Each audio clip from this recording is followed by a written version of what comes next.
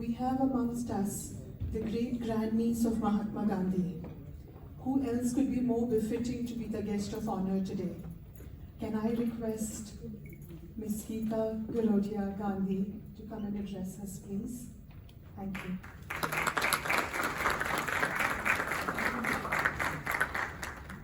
It is because of your family we are standing here today. Thank you, please. Thank you so much. Namaste.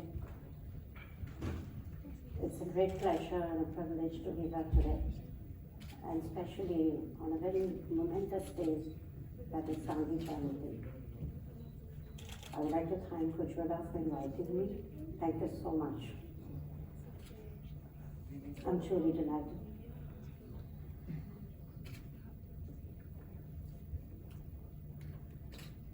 The year was 1915 when Mohandas Karamchand Gandhi, an Indian advocate, journalist, activist, returned from South Africa to a hero's welcome. He was 46, with no experience of the vast Indian peninsula and the complexity of its people. He had spent 21 years in South Africa organizing resistance against the apartheid regime and nurturing his policies of non-violence and peaceful resistance. India had been reading under subjugate British rule for a century and a half when Gandhi, or Bapu, as he is fondly known, returned from South Africa. He established himself on the outskirts of the city of Ahmedabad in the state of Gujarat at the Sabarmati Ashram. He traveled the length and breadth of India, getting to know how people lived and empathizing with them through personal contact and social work. It was a difficult task. How was he to communicate his concern for 300 million people spread over 700,000 villages who belonged to different tribes, races, culture, caste, speaking over more than 100 languages and dialects, where less than 5% of entire population could read and write. Early nationalists blamed the British for the destruction of India once flourishing cloth industry. Gandhiji too inferred that it was not machines but the maneuvering tactics of the East India Company that had led to the victimization of India's craft-based cloth industry. Gandhiji said the indigenous cloth industry was actually made to die. By shipping the raw cotton from India to England and importing finished fabric at an exorbitant price. East India Company's persecution was so cruel that it forced the Indian craftsmen to cut off their own thumbs as well as to make them unable to produce and spun cloth. Talking about Champaran and Khera Satyagraha, Mohandas Gandhi was touched by the plight of the farmers at the Satyagraha in 1916 and 70, and he wrote a letter to his inmates in Sabarmati Ashram, said, "Here people shiver in the cold and want of clothes." He also narrated an important incident, I'm sure which all of you know, where a woman clothed in rags shamefully explained to Kasturba that she was unable to wash and clean her clothes because she only had one garment. Gandhiji was extremely pained to learn this. He came to the conclusion that hand spinning is the immediate practicable solution for the supplementary occupation that can be offered to the vast mass of the population that is starving for half the year in the consequence of abject poverty and enforced labor. Champaran Satyagraha was the first display of the civil disobedience. Since we're going to be seeing so much on the fashion today, I must mention about Gandhiji's sartorial transformation. Gandhiji's approach to clothing evolved through 33 years from the year he sailed to South Africa in 1888, and then he decided to clothe himself in a loin cloth in 1921. While England and in South Africa, he was obsessed with his physical appearance. He was very, very meticulous about what he wore. He, however, realized that his education and dress were insufficient for him to gain respectability. Clothing for Gandhiji was an essential part of the inner quest for truth that reflected his ideologies and his character. Wearing his trademark loincloth as a symbol of his identification with India's poor was the sartorial communication at its most daring, in defiance of centuries of colonial oppression. A little on Gandhiji and Swaraj. Gandhiji remarked in his book Hind Swaraj, which he wrote in 1909, that was his first book, that the British did not take India, but we have given it to them. We were complicit in our enslavement due to disunity and our ignorance. Leo Tolstoy wrote, "How could few hundred mercenaries enslave 300 million clever, strong, freedom-loving people?" Tolstoy wrote that figures make it clear that not the English, but the Indians have enslaved themselves. By whatever means, fair and factual, the British crippled the Indian weaving industry, forcefully imported foreign cloth, accumulated wealth, waged wars, acquired control of ports, and monopolized trade, and finally established their rule over India. Gandhiji initiated the Swadeshi movement by taking up the charkha and encouraging Indians to spin their cloth. The first piece of hand-spun and hand-woven khadi was manufactured at the ashram in 1917-18. The movement of khadi began in 1918. In 1919, Mahatma Gandhi himself started spinning and encouraging others to do so for rural self-employment and self-reliance. In due course, collective khadi spinning had become a daily ritual at the ashram. As Gandhiji's vision for khadi and the ashram's role in it expanded, the development and the implementation of the Gandhiji's ideals fell on Madan Lal Gandhi, his nephew, and his first disciple. What Gandhiji taught, Madan Lal executed. I will talk about Madan Lal a little later. Swaraj, in Gandhi's view, hung on a slender thread of cotton spun on a spinning wheel. For a non-violent Indian army, charkha was its weapon, it was its arsenal. Khadi became the uniform of rebellion, the fabric of independence. But rarely has it been that a fabric has been a tool of freedom struggle. However, this is undeniably true for Indian independence. Most wars are, fought with arms and ammunition. It would not be an overstatement to say that the tapestry of Indian Swaraj is woven out of khadi, an unassuming, coarse textured fabric, the ideals behind which change the face of a nation. Let me quote a few lines from a nationalist song way back, which was written in 1927. "The spinning wheel is a cannon, yarn balls are its ammunitions. With this we shall smash Lancashire and Manchester." Charkha became a symbol of rebellion and freedom of struggle. Charkha became symbol of liberation, not just from the British colonialism, but also from the market-driven techno-capitalism. Gandhiji made it clear that the path to Swaraj lay through Swadeshi. If Swaraj was the end, Swadeshi was the means. It gave character to politics as well as to protest. It was a roadmap to Swaraj, so much so that the first Indian flag, designed in the year 1921, had the charkha in the middle, which was later replaced by Ashok Chakra in 1947. It's very important to understand Gandhi's emotions behind khadi and charkha. Khadi was a passion for Gandhi, but it remains so, and it remains so till the very end.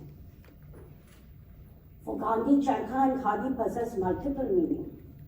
Khadi provided an immediate occupation to millions who were idle for half the year. It presented simplicity, economic freedom, peace and non-violence. It became the greatest and the most extensive national industry, the charkha provided a thread that knit the whole country into one. Spinning created a moral bond between urban, educated, economically well-off Indians and rural, famished masses. Charkha became an emblem of human dignity and equality.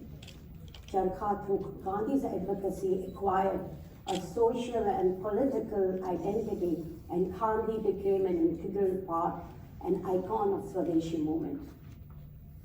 Then came the call for the cooperation movement.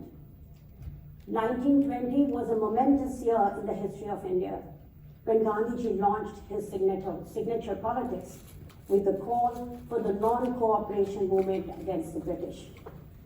The call, I think you all know, was motivated by the horrific military atrocity in Punjab at the Jallianwala Bagh massacre of thousands of Indians, when people had gathered in to discuss and peacefully protest the passing of the Rowlatt Act.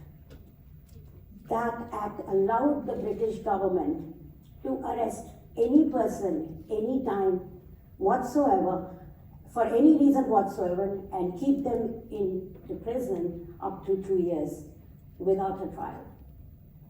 This was inhuman and not right and not acceptable. As a response to this action, the non-cooperation movement and the call for Swadeshi percolated across the nation. A little on discarding foreign cloth. During 4 years after his return from South Africa, Gandhi, through his speeches and writings and observance of silence once a week, was attempting to impress one point to the Indian audience: the foreign cloth constitutes slavery. Hence, we should refrain from using it and burn it in bonfires as a mark of repentance for which Indian manufacturers paid with their thumb starvation and lives. In 1921, Gandhiji inspired this campaign, and as a token of self-respect, he himself lit the bonfire made of huge collection of foreign cloth in the premises of Bombay Textile Mill. He said, "We are purifying ourselves by discarding foreign cloth, which is a badge of our slavery." It was a stone-studded site, and he called it the yajna, that is a sacrifice. This volley of accusations came from friends and foes alike. Even like Jawaharlal Nehru or even Rabindranath Tagore. But Gandhiji patiently and emphatically replied that burning was a life-saving surgical operation and was meant to strengthen India as a nation. In doing so, Gandhiji made khadi into a symbol of patriotism, self-reliance, and economic self-sufficiency. How did he make khadi inclusive? Though khadi was a strong symbol, it was not adopted unopposed. The pale, colorless fabric held little attraction for young and old, and I remember wearing khadi when I was in school, till I was in SSC those days in 11th standard, and how I used to hate it because what was available was just whites and khaki. So it faced opposition from women in the ashram. It was too heavy, coarse and thick to be worn as a sari. Another handicap was that a white sari without a colored border was a sign of widowhood in our country. No one wanted to wear a white khadi sari. Even Kasturba resisted. She found it difficult to perform household chores in a heavy khadi sari. Gandhiji implored Kasturba to set an example and not object to wearing a white sari. He disapproved of her wearing something lighter to cook, saying that he would pick khadi rather than food. It was then that the women in ashram started wearing khadi.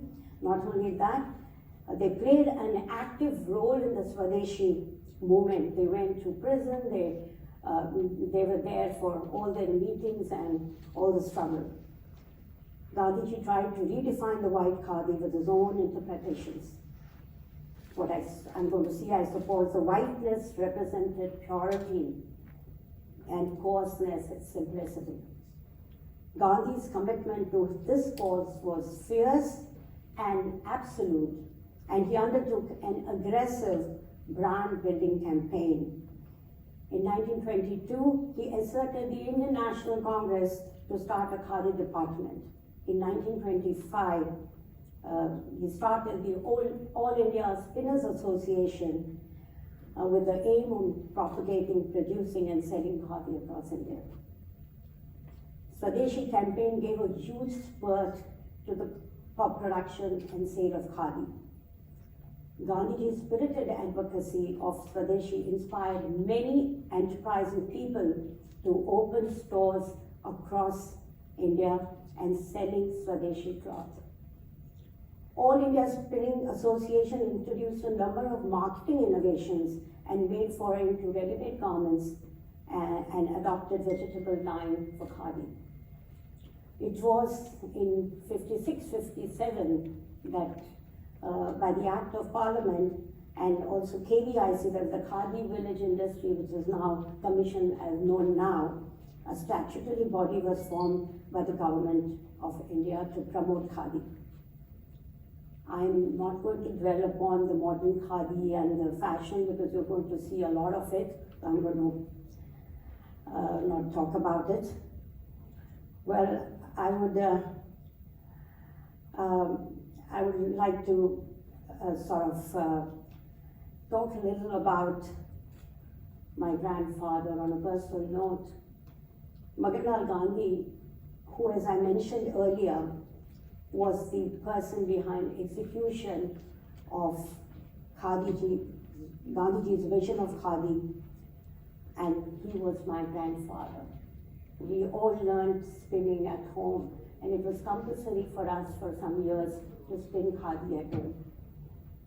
If Gandhiji was the brand manager, Madanlal was behind the scenes organization man, innovating and forging the network of spinners, weavers, and buyers. He mastered the art of weaving and handled the improvements in inventions in the charkha. He assembled machines. He innovated technology and authored books to pass on his accumulated experience on khadi and charkha for the posterity. Gandhiji called Madanlal the soul of the ashram. In fact, there is a book which is there in Gujarati called Ashram No Pran, and that is what he named it, as the soul of the ashram. On his death, he died pretty early in 1928 in Patna. He wrote, "My best comrade gone. He was my hands, feet, and my eyes." Gandhiji said, "I am widowed." In fact, All India Spinning Association decided to establish a Khadi museum dedicated to Madanlal Gandhi in Wardha. The National Museum, Madan Sangrahalaya, today houses various models of charkha. You probably would see some photos here, and how the charkha was evolved, and the books dealing with cotton culture of the past and the present. I would also like to share a cottage named Madan Niwas exists today at the Sabarmati Ashram where Madanlal lived. It's diagonally opposite the Hriday Kutir where Gandhiji lived. It has now been converted to Charkha Museum. I would like to end with Albert Einstein's famous words on Gandhiji. "Generations to come will scarce believe that such a one as this ever in flesh and blood walked upon this earth." And to this, our Honorable Prime Minister's thoughts, how do we ensure the idols of Gandhi are remembered for future generations? I invite thinkers, entrepreneurs, and tech leaders to be at the forefront of spreading Gandhi's ideas through innovation. I would put this as innovation in khadi and charkha. I would like to thank of FICCI Flow for inviting me. Thank you so much. It was a great pleasure to be here. Namaste and all the way.